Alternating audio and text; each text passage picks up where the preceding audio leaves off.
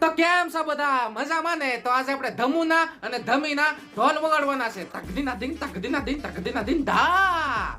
ધમી એટલે તમને ખબર જ છે, અરે ઓલી બુદ્ધિની બારદાન પલક, પલક પિત્રોડા, ધમુની બેન. અને સાંભળો, આ બધા નાટકિયા છે, આપણને બધાને રમાડે છે.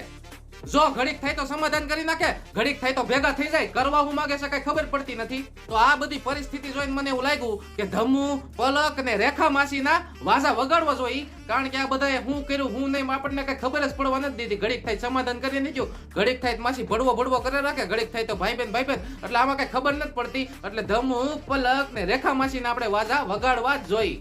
હારું હાલો વાજા વગાડી નાખી ને વિડિયો ચાલુ કરી દેઈ. ધમુ, હું વારે વારે જોઉં છું કે તમારી પાસે આટલું બધું હોવા છતાં તમે એક શૂઝ પ્લસ કપડા જૂના પહેરો છો, એનું રીઝન શું છે? એકચ્યુઅલી એનું રીઝન એ છે ને કે તું કઈ ધમુ હટું વધવા જ નથી દેતી, ખિસ્સું ખાલી જ કરી નાખસ. ક્યાંક પૈસા વધે તો એ બિચારો ક્યાંક લઈને, જેમ કે નવા શૂઝ, નવું પેન્ટ, નવી જોકીની ચડ્ડી બધુંય લેવું છે એને, ચડ્ડી વગેરે બધુંય બિચારાને લેવું છે. પણ તારા ખર્ચા એટલા વધી ગયા છે ને તો કઈ ભેગું થતું નથી. એટલે પલક દીદી ઓછા ખર્ચા કરાવાય. ધમુ બિચારો ધમુ તારા શોખ પૂરા કરી કરીને ગળેલા ગોળ જેવો થઈ ગયો છે. ખાલી ગાડી મારી પાર્કિંગમાં પડી હતી, એમાં જે અમુક છે ને જેના મા બાપે સંસ્કાર નથી આપ્યા ને, એ ડોફા સંસ્કારની વાત તો કરતો જ નહીં હો. અમને ખબર છે તારા સંસ્કાર કેવા છે. બેન બેન કરીને ભગાડીને લઈ જાય એવા તો તારા સંસ્કાર છે, અમારા સંસ્કાર એવા નથી. સમજો તું પેલા પોતાના સંસ્કાર હરખા કર, પછી બીજાને કેજે ભાઈ તું. સમજો હવે આગળ તારું બકબક ચાલુ કરી દે હાલ.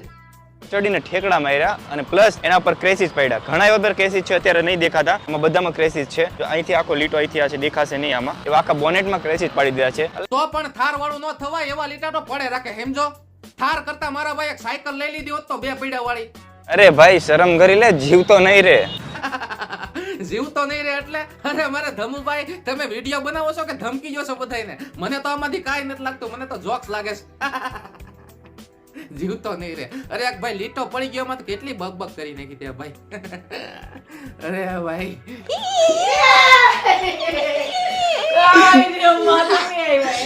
તેડો એને તેડો પેલા કેટલું જાડું થઈ ગયું. અહીંયા બાબુ, અહીંયા આલે લે માસી તમે તો પણ સમાધાન કરી નાખ્યું હો તમારા જમાઈ ભેગું. વાહ ભાઈ વાહ. મારી સામે તો તમે બહુ મોટી મોટી ફેંકતા હતા, આ તો તમે વાહ ભાઈ વાહ. તાલ્યું રેખા પિત્રોડા હાટું તાલ્યું થઈ જાય. પાડો પાડો તાલ્યું પાડો રેખા પિત્રોડા હાટું. વાહ ભાઈ વાહ. બોમ્બ ફોડી નાખ્યો તમે ધમુના ઘેરે જઈને.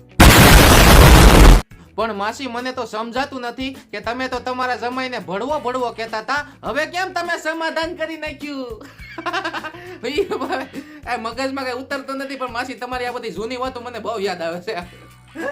અરે હારું હાલો જવા જો માસી, હારું છું તમે સમાધાન કરી નાખ્યું. હવે બધા ભેગા થઈને ચોકલેટ ખાવા જાજો, બરોબર? હારું હાલો. હું લઈ ગયું? ભૂખ લાગી. માણા ઘરે આવે તો ભૂખ મરી જાય, તને ભૂખ લાગી બોલો. પણ ક્યારના આપણે નીકળ્યા છે, જઈમાય નથી અમે તો. માસી હવે તો તમે સમાધાન કરી નાખ્યું છે, તો હવે તો આ કુતરાઓને ખવડાવી ગયો. 2 દિવસથી ભૂખ્યા છે આ બે. બે મગજ વગરના ભેગા છે. હવે આમાં મારે ક્યાં રોસ્ટ કરવાની જરૂર છે? ધમુ પોતે જ રોસ્ટ કરી નાખે છે ભાઈ.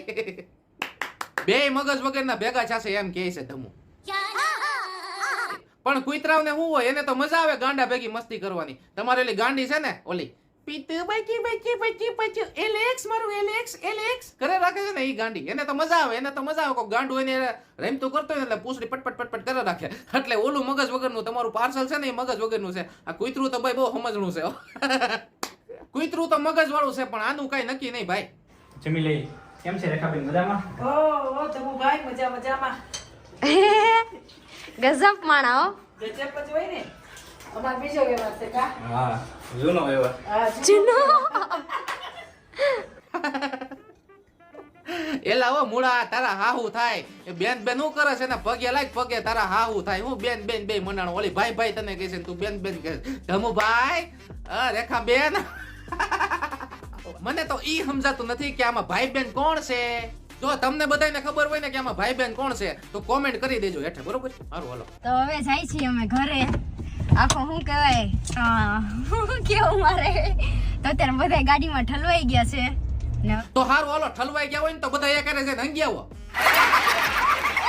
પહેલી વાર થારમાં બેઠા કેવું લાગે આમ તમે તમને પ્લેન માં બેઠા હોય એવું લાગે છે. ગાડી ઘડી ખમો રોડ ચડવા દે. હા એમ થાય કે લબુક ઝબુક થાય છે. હવે માસી તમે જોવો તો ખરી આમાં પાછળ તમે હમાતાય નથી ને પ્લેન ની વાત શું કરો છો તમે આમાં શું કરી લેવું માસી આમાં તમારો ભાઈ તો એમ કહે છે કે રોડે ચડવા જો તમારો ભાઈ એટલે કે તમારો જમાઈ હો તમારો જમાઈ તો એમ કહે છે રોડે તો ચડવા જો કેમ રોડે ચડીને તમને 2-3 તોલા હોનું લઈ દેવાના છે માસી તમે છે ને તમારા જમાઈને મનમાં આવું કહેતા હશો ઘર ભેગું થાને ભાઈ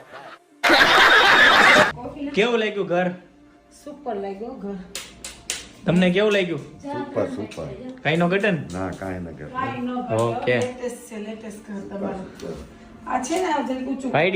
વાયડી થામાં એ મૂળા હું પૂછ કરસ કેવું લાગ્યું ઘર તે કઈ બંગલા નથી સણાવી લીધા સમજો હાલ હવે આગળ વધ મારા ભાઈ આગળ વધા હું બધું ઘીસી પીટી તારી જિંદગી બતાવો તમને હવે તારી કરતા તો આ માસીને હરખાય છે મને ફોનમાં બધું કીધું છે હો એને હવે માસીએ મને ફોનમાં હું કીધું ઈ તને ખબર છે હું તને કહું જો એની ઘરે 2 એસી છે 2 તો એની પાસે ફ્લેટ છે એવું બધું મને કીધું છે અને એની સામે તું આ ઘર બતાવો છે અરે માસી છે રૂપિયા વાળા સમજો તું એની સામે નો આવ્યો ભાઈ પણ હવે તો તમે સમાધાન કરી નાખ્યું હવે તો દમુભાઈ આ બધું તમારું જ છે વહીવટ કરી નાખજો પછી રજિસ્ટર ઓફિસે જઈને